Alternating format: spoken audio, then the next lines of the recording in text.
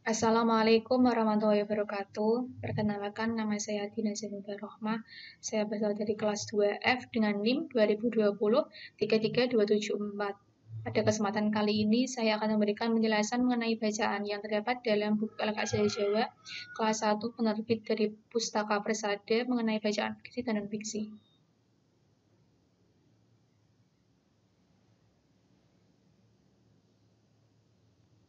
Pengertian karya fiksi dan karya non-fiksi. Karya fiksi merupakan suatu karya yang menceritakan sesuatu yang tidak ada dan tidak pernah terjadi sebelumnya. Fiksi merupakan cerita yang bersifat khayalan, rekaan, atau imajinasi manusia.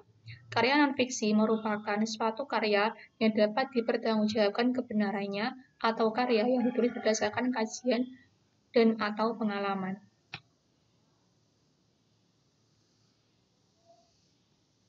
Kemudian saya akan menjelaskan mengenai tentang aspek pembelajaran afektif, kognitif, dan keterampilan.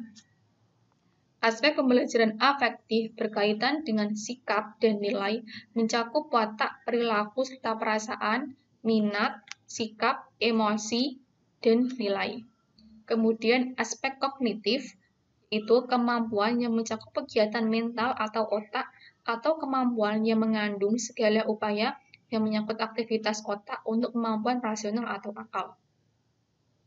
Kemudian, aspek keterampilan merupakan suatu kemampuan yang diserap menggunakan akal, ide, pemikiran, serta didukung daya dalam arti kreatif guna menciptakan sesuatu yang menjadi lebih bermakna dan bernilai guna. Bacaan pertama yaitu tembang dolanan, termasuk teks non-fiksi dapat kita lihat pada penggalan kalimat zaman biyen tembang dolanan padha ditembangake bocah-bocah sinambi karo dolanan menyang pelataran omah. Disebut non-fiksi karena penulis dalam menulis teks ini melakukan pengamatan terlebih dahulu, yaitu bahwa pada anak-anak pada zaman dahulu sering melakukan permainan tembang dolanan seperti jamuran dan sebagainya. Dalam bacaan ini terkandung aspek pembelajaran afektif yang bertujuan agar peserta didik memiliki sikap kerjasama dan saling menghargai, menghormati antar sesama teman.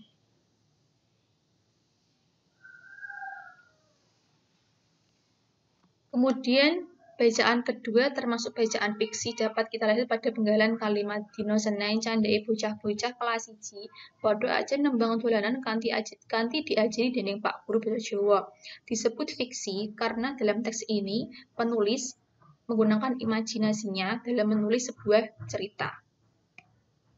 Kemudian terkandung aspek pembelajaran afektif, tujuan agar peserta didik memberikan apresiasi terhadap temannya atas penghargaan yang diraihnya, serta terkandung juga aspek kognitif, yaitu agar peserta didik dapat membaca teks bahasa Jawa dengan baik dan benar.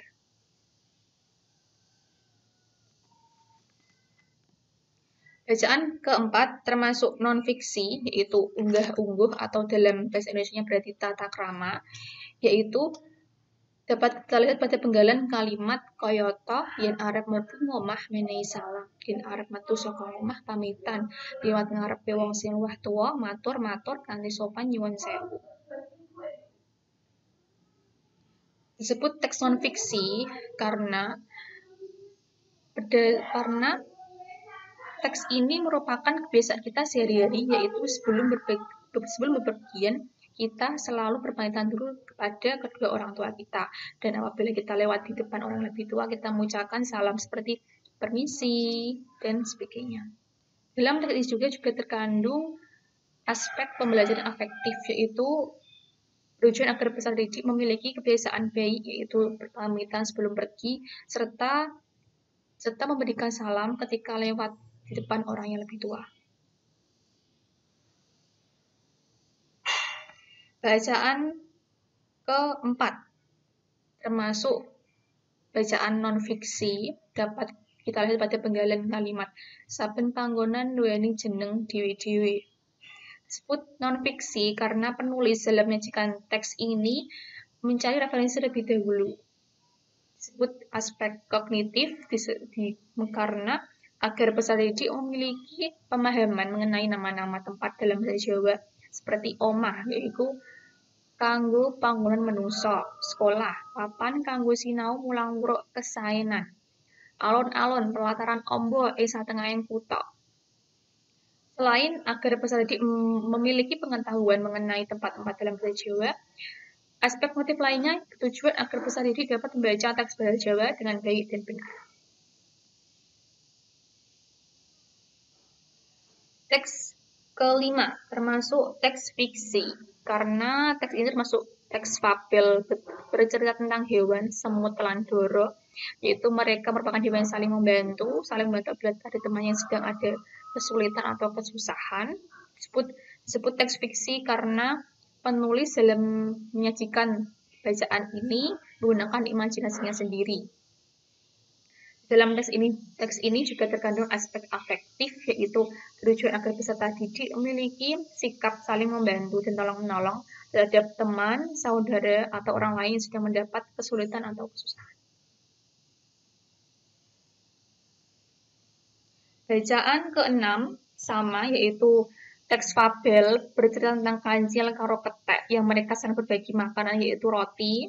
Namun dalam membagi makanan tersebut, kancil tidak adil, yaitu ia mendapatkan bagian yang lebih besar, sedangkan ketek atau kera mendapatkan bagian yang lebih kecil. Termasuk teks fiksi karena pengarang dalam menyajikan teks ini menggunakan imajinasinya sendiri.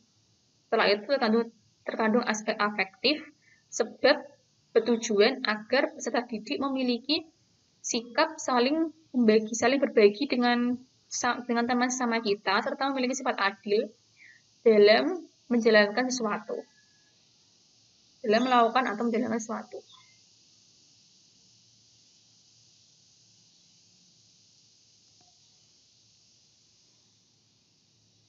Teks ketujuh, Ayo Sinau, termasuk teks non-fiksi karena penulis dalam menyajikan teks ini mencari referensi terlebih dahulu mengenai bagian-bagian anggota tubuh manusia meliputi alis, irung, tutuk, bulu, pipi, kuping, dan sak tunggale dan lain sebagainya.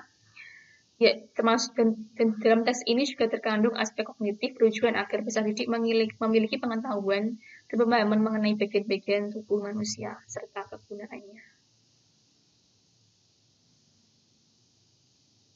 Teks terakhir, teks ke-8, termasuk teks non-fiksi, sebab teks ini dalam menulisnya, penulis mencari referensi lebih dahulu mengenai basa krama dari masing-masing anggota tubuh manusia, seperti alis, basa kramane imba, ati, basa kramane penggalih, awak, basa kramane salira, balung, basa kramane tosan, dan lain sebagainya. Dalam tes ini juga terkandung aspek kognitif, bertujuan agar peserta didik memiliki pengetahuan mengenai basa krama, bagian-bagian tubuh manusia, serta agar peserta didik dapat membaca teks bahasa Jawa dengan baik dan benar.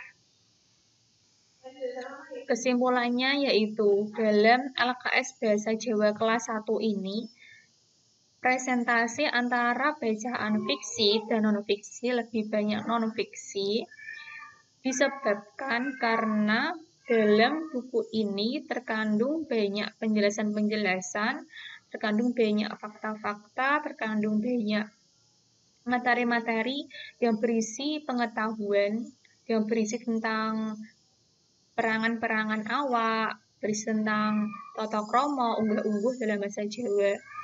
Kemudian dalam LKS ini juga terkandung aspek afektif dan kognitif yang bertujuan membentuk sikap peserta didik yang memiliki sopan santun dan saling bekerja sama serta menghargai teman-teman dan orang lain. Sekian presentasi dari analisis teks bacaan fiksi dan non-fiksi. Terima kasih atas perhatiannya. Saya akhiri. Wassalamualaikum warahmatullahi wabarakatuh.